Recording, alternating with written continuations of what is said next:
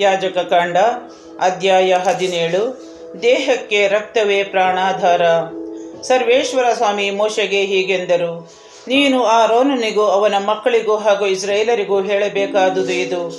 ಇಸ್ರಾಯೇಲರಲ್ಲಿ ಯಾರಾದರೂ ಹೋರಿಯನ್ನಾಗಲಿ ಕುರಿಯನ್ನಾಗಲಿ ಆಡನ್ನಾಗಲಿ ಬಲಿ ಕೊಡುವಾಗ ಅದನ್ನು ಸರ್ವೇಶ್ವರನಿಗೆ ಸಮರ್ಪಿಸಲು ದೇವಗುಡಾರದ ಬಾಗಿಲಿಗೆ ತರದೆ ಪಾಳೆಯದ ಒಳಗಾಗಲಿ ಹೊರಗಾಗಲಿ ಕೊಯ್ದರೆ ಅಂಥವನನ್ನು ಕೊಲೆಪಾತ ಮಾಡಿದವನೆಂದು ನೀವು ನಿರ್ಣಯಿಸಬೇಕು. ಅವನು ರಕ್ತವನ್ನು ಸುರಿಸಿದ್ದವನಾದ್ದರಿಂದ ಕುಲದಿಂದ ಬಹಿಷ್ಕೃತನಾಗಬೇಕು. ಏಕೆಂದರೆ ಬಲಿ ಪ್ರಾಣಿಗಳನ್ನು ಬಯಲಿನಲ್ಲಿ ವಧಿಸುತ್ತಿದ್ದ ಇಸ್ರಾಯೇಲರು ಇನ್ನು ಮೇಲೆ ಅವುಗಳನ್ನು ದೇವದರ್ಶನದ ಗುಡಾರದ ಬಾಗಿಲಿಗೆ ಯಾಜಕನ ಬಳಿಗೆ ತಂದು ಸರ್ವೇಶ್ವರನ ಮುಂದೆ ಶಾಂತಿ ಸಮಾಧಾನದ ಬಲಿಯಾಗಿ ಸರ್ವೇಶ್ವರನಿಗೆ ಸಮರ್ಪಿಸಬೇಕು. ಯಾಜಕನು ಅವುಗಳ ರಕ್ತವನ್ನು ದೇವದರ್ಶನದ ಗುಡಾರದ ಬಾಗಿಲಿನ ಮುಂದಿರುವ ಬಲಿಪೀಠಕ್ಕೆ ಚಿಮುಕಿಸಿ ಅವುಗಳ ಕೊಬ್ಬನ್ನು ಹೋಮ ಮಾಡಿ ಸರ್ವೇಶ್ವರನಿಗೆ ಸುವಾಸನೆಯನ್ನುಂಟು ಮಾಡಬೇಕು. ಅವರು ಇದುವರೆಗೆ ಪೂಜಿಸುತ್ತಿದ್ದ ಅಜ ದೇವತೆಗಳಿಗೆ ಇನ್ನು ಮುಂದೆ ಬಲಿ ಕೊಟ್ಟು ದೇವದ್ರೋಹಿಗಳಾಗಬಾರದು. ಅವರಿಗೂ ಅವರ ಸಂತತಿಯವರಿಗೂ ಇದು ಶಾಶ್ವತ ನಿಯಮ.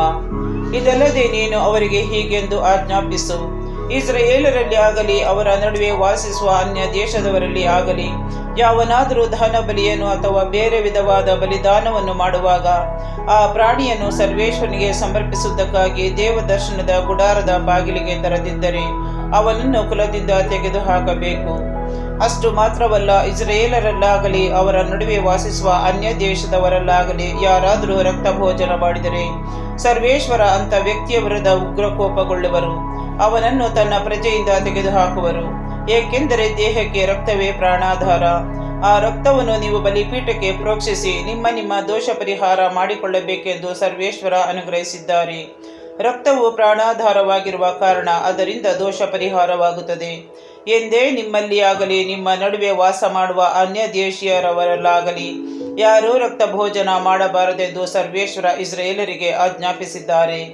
ಇಸ್ರಾಯೇಲರಲ್ಲಾಗಲಿ ಅವರ ನಡುವೆ ವಾಸ ಮಾಡುವ ಅನ್ಯ ದೇಶೀಯರಲ್ಲಾಗಲಿ ಯಾರಾದರೂ ಬೇಟೆ ಮಾಡಿ ತಿನ್ನಬಹುದಾದ ಪ್ರಾಣಿಯನ್ನು ಅಥವಾ ಪಕ್ಷಿಯನ್ನು ಹಿಡಿದರೆ ಅವನು ಅದರ ರಕ್ತವನ್ನು ಸುರಿದು ಮಣ್ಣಿನಿಂದ ಮುಚ್ಚಿಡಬೇಕು. ಏಕೆಂದರೆ ಪ್ರತಿ ದೇಹಕ್ಕೂ ರಕ್ತವೇ ಪ್ರಾಣಾಧಾರ. ಆದ ಕಾರಣ ಸರ್ವೇಶ್ವರ ಇಸ್ರಾಯೇಲರಿಗೆ ಪ್ರತಿ ಪ್ರಾಣಿಗೂ ರಕ್ತವೇ ಪ್ರಾಣಾಧಾರವಾದ್ದರಿಂದ ನೀವು ಯಾವ ವಿಧವಾದ ಪ್ರಾಣಿಯ ರಕ್ತವನ್ನು ಉಣ್ಣಬಾರದು. ರಕ್ತ ಭೋಜನ ಮಾಡಿದವನಿಗೆ ಬಹಿಷ್ಕಾರ ಹಾಕಬೇಕು ಎಂದು ಆಜ್ಞಾಪಿಸಿದ್ದಾರೆ. ತಾನಾಗಿ ಸತ್ತು ಬಿದ್ದದ್ದನ್ನಾಗಲಿ ಕಾಡು ಮೃಗ ಕೊಂದದ್ದನ್ನಾಗಲಿ ತಿಂದವನು ಸ್ವದೇಶನಾಗಿರಲಿ ಅಥವಾ ಅನ್ಯ ದೇಶೀಯನಾಗಿರಲಿ ಅವನು ತನ್ನ ಬಟ್ಟೆಗಳನ್ನು ಒಗೆದುಕೊಂಡು ಸ್ನಾನ ಮಾಡಬೇಕು. ಆ ದಿನದ ಸಂಜೆಯವರೆಗೆ ಅಶುದ್ಧನಾಗಿದ್ದು ಬಳಿಕ ಶುದ್ಧನಾಗುವನು. ಅವನು ತನ್ನ ಬಟ್ಟೆಗಳನ್ನು ಒಗೆದುಕೊಳ್ಳದೆ ಹಾಗೂ ಸ್ನಾನ ಮಾಡಿಕೊಳ್ಳದೆ ಹೋದರೆ ತನ್ನ ಪಾಪದ ಫಲವನ್ನು ಅನುಭವಿಸಬೇಕು.